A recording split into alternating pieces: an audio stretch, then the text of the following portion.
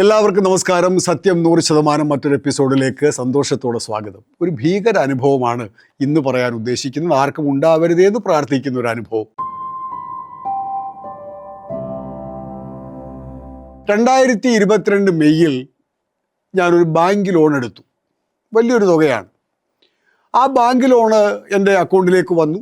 എൻ്റെ ശമ്പളത്തിൻ്റെ ബാക്കിയൊക്കെ ആയിട്ടും കുറച്ച് പൈസ അതിനകത്തുണ്ട്. അപ്പോൾ ഈ ലോണിൻ്റെ എമൗണ്ടും എല്ലാം കൂടെ ചേർത്ത് ഏതാണ്ട് 10 ലക്ഷം രൂപ ഉണ്ടെന്ന് വിചാരിച്ചുകൊള്ളു. വിചാരിക്കുകയല്ല, 10 ലക്ഷം രൂപ ചില്ലറയുണ്ട്. ശനിയാഴ്ച വൈകുന്നേരം ഈ എമൗണ്ട് ഞാൻ എൻ്റെ അക്കൗണ്ടിൽ കണ്ടതാണ്. ഞായറാഴ്ച രാവിലെ ഞാൻ പ്രഭാത സവാരിക്കിടയിൽ ജസ്റ്റ് ATM ഒന്ന് കയറി ഒരല്പം പണം എടുക്കാൻ നോക്കിയപ്പോൾ 0 എന്നാണ് അടിച്ചു വരുന്നത്. നിങ്ങളുടെ അക്കൗണ്ടിൽ പണമില്ല. ദൈവമേ, ഇന്നലെ വൈകുന്നേരവും ഞാൻ കണ്ടിട്ട് വീട്ടിൽ പോയ ആ 10-10.5 ലക്ഷം രൂപ എവിടെ പോയി? എനിക്ക് തലകറക്കം വന്നു, രക്തവിരച്ച് കയറി, കണ്ണ് കാണാതായി. ഞാൻ ആ ATMൻ്റെ ആ അകത്തെ ഭിത്തിയിലൊക്കെ ഇങ്ങനെ തപ്പിപ്പിടിച്ചത് പതുക്കെ വെളിയിലിറങ്ങി വീട്ടുകാരത്തെ വിളിച്ചപ്പോൾ അവളും ഒരു പിടിയും കിട്ടാതെ ഇങ്ങനെ നിന്നു. ഞായറാഴ്ചയാണ്, മറ്റാരെയും ബന്ധപ്പെടാൻ മാർഗമില്ല. തിങ്കളാഴ്ച അതിരാവിലെ തന്നെ ഞാൻ ബാങ്കിൽ ചെന്നപ്പോഴാണ് പറയുന്നത്, സാറേ അതിനകത്ത് മറ്റു പ്രശ്നമൊന്നുമില്ല, സാറും വൈഫും കൂടെ ചേർന്നാണല്ലോ ലോൺ എടുത്തത്. അപ്പോൾ ആ വൈഫിൻ്റെ പേരിനകത്തെ ഒരു സ്പെല്ലിങ് ഞങ്ങൾക്ക് അത്ര ക്ലിയർ ആവാഞ്ഞത് കൊണ്ട് ഞങ്ങൾ അതൊന്ന് ഫ്രീസ് ചെയ്തതാണ്. ഞാൻ പറഞ്ഞു, സാറേ ഇത് എത്ര നിസ്സാര കാര്യമാണ്.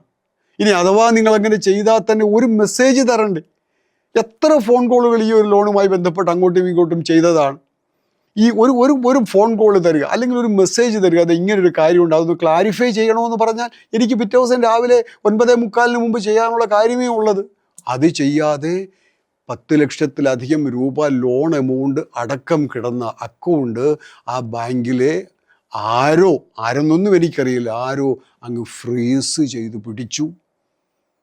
ഹൃദയ ആരോഗ്യം വളരെ കുറഞ്ഞ ഒരാളാണെങ്കിൽ, അല്ലെങ്കിൽ രക്തസമ്മർദ്ദം വളരെ കൂടിയ ഒരാളാണെങ്കിൽ ആ ATMനകത്ത് നിന്ന് പിന്നെ പുറത്തേക്ക് വരുമോ? അതുകൊണ്ട് ഇങ്ങനെയുള്ള കാര്യങ്ങളൊക്കെ ചെയ്യുമ്പോൾ എല്ലാവരും വളരെ ശ്രദ്ധിക്കണമെന്ന് വളരെ വിനീതമായി അപേക്ഷിക്കുന്നു. മറക്കാനാവാത്ത ഒരു ദുരനുഭവം. സത്യം 100%.